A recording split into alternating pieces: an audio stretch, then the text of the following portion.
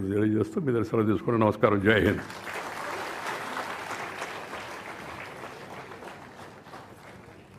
Thank you very much, sir. That was a wonderful speech. Now, the Honorable Chief Minister of Andhra Pradesh, Nara Chandrababu Naidu garu. He's one of the few leaders in the world on the development path and building a greenfield city. I request. No. We are telling facts about you, sir. We are telling all real facts. The most development-oriented person we know. Request you to give your guidance.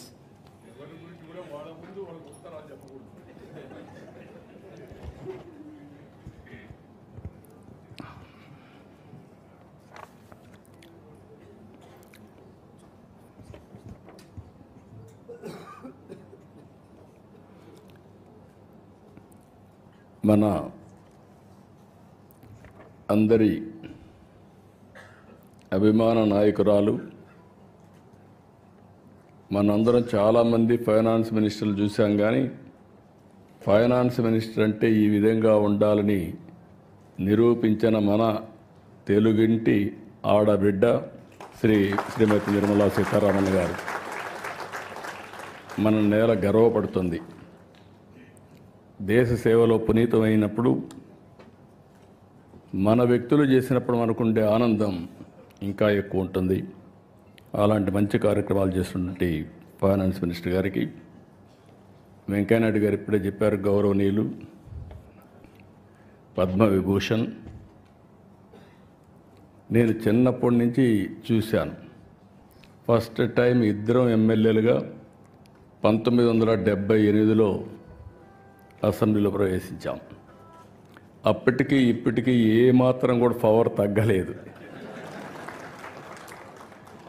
అదే పంచుంది. ఇంకా అవసరమైతే పంచి పెంచుతున్నాడు తప్ప ఎక్కడ తగ్గే పరిస్థితులు లేరు. ఆ రోజుల్లో మేము అసెంబ్లీకి వస్తే,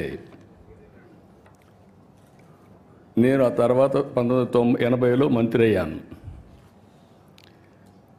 ఎవరైనా సరే అసెంబ్లీలో ముఖ్యమంత్రితో సహా మంత్రులతో సహా భయపడతారంటే అప్పుడు వెంకయ్యనాయుడు గారికి, జైపాల్ రెడ్డికే భయపడేవాళ్ళు. జైపాల్ రెడ్డి గారు ఇంగ్లీష్లో మాట్లాడేవారు, వెంకయ్యనాయుడు అచ్చ తెలుగులో అప్పటికి ఇప్పటికీ అదే పందాలో మాట్లాడుతున్నాడు.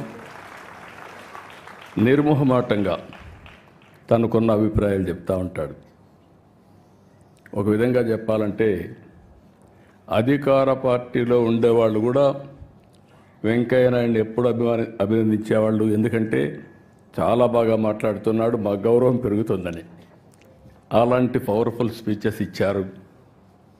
తర్వాత మనిషిలో కూడా కమిట్మెంట్ చూస్తే, ఆగస్ట్ క్రైసిస్ వచ్చినప్పుడు ప్రజాస్వామ్య పరిరక్షణ కోసం ముందుండి మళ్ళీ ఎన్టీ రామారావు గారిని ముఖ్యమంత్రి చేసే వరకు పోరాడిన వ్యక్తి వెంకయ్యనాయుడు గారు. ఈరోజు వారు చెప్పినట్టు ఒక చిన్న గ్రామంలో పుట్టిన, సాధారణ కుటుంబంలో పుట్టిన, అంచెలుగా ఎదిగి భారతదేశంలోని అత్యున్నతమైన స్థానంలో చేరారు. వారికి మనస్ఫూర్తిగా మనం అందరం కూడా, ఈరోజు రిటైర్ అయినా ఎంత హోందాగా ఉన్నాడు అంత హోందాగా ఉన్నారు అలాంటి వెంకయ్యనాయుడు గారు. ఇకపోతే దగ్గుపాటి వెంకటేశ్వరరావు గారు, మా తోడలుడు.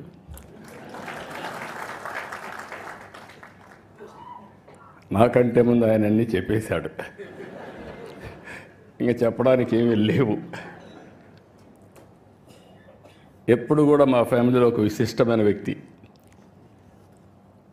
డెప్త్కి వెళ్తారు, అనలిటికల్గా ఆలోచిస్తూ ఉంటాడు.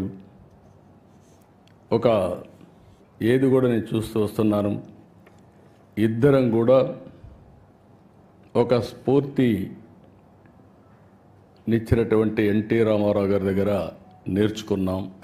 తెల్లవారితో నిద్ర లేస్తే ఆయన దగ్గరికి వెళ్ళేవాళ్ళం, ఆయన అప్పచెప్పిన బాధ్యతలు చేశాం. అవన్నీ తలుచుకున్నప్పుడు నేను అనుకున్నాను, వెంకటేశ్వరరావు గారి ఇంటి పుస్తకాలు రాయడం ఏంటని. కలిసి ఉన్నాం 40 ఏళ్ళు, ఫ్యామిలీ మెంబర్స్. కానీ ఆయనలో ఇంత డెప్త్ ఉంది, ఒక పుస్తకం రాస్తాడని నేను ఎప్పుడు ఊహించాను. ఆయన చెప్పినప్పుడు నేను అడిగాను, మీరే రాశారా అని అడిగాను. ఎవరికైనా డౌట్లు ఉంటాయి. కానీ ఆయన రైటర్ కాదు, ఇప్పుడు కూడా కాదు. కానీ రైటర్ కానటువంటి రైటర్ ఈయన, రచయిత కానటువంటి రచయిత. ఈరోజు ఏదైతే అటెంప్ట్ చేశారో అది కూడా చూస్తే ఎవరు చేయనటువంటి పుస్తకం కోసం చేశారు. ఆ విషయాలు కూడా మనం ఒకసారి మాట్లాడుకుంటాం. అదే సమయంలో దగ్గుపాటి పురంధేశ్వర్ గారు, ఇటీవల ఎన్నికలు నేను చూశాను వారిని.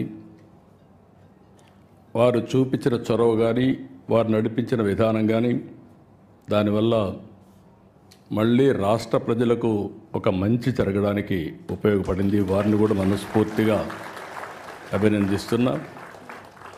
ఒక చారిత్రక అవసరం మొన్న ఎన్నికలు, అందరూ ఆవేదన పడ్డాం. గీతం లాంటి వన్ ఆఫ్ ది బెస్ట్ ఇన్స్టిట్యూట్ని ఏం చేశారో మీరు చూశారు. ఇలాంటి ఇన్స్టిట్యూట్స్ రావాలని కోరుకునే సమయంలో ఇక్కడ డెమాలిషన్ చేసే పరిస్థితికి వచ్చారంటే చాలా బాధేస్తుంది. అలాంటివన్నీ మనం చూసాం. అయినా కూడా ఈరోజు ఇక్కడనే భరత్ కూడా ఉన్నాడు. కానీ ఆయన కష్టం ఇంకా లేదు దీంట్లో, ఇప్పుడిప్పుడే ప్రారంభం అయ్యింది. కానీ మూర్తి గారిని చూశాను. ఆయన ఒక చరిత్ర సృష్టించాడు. భావి తరాలకి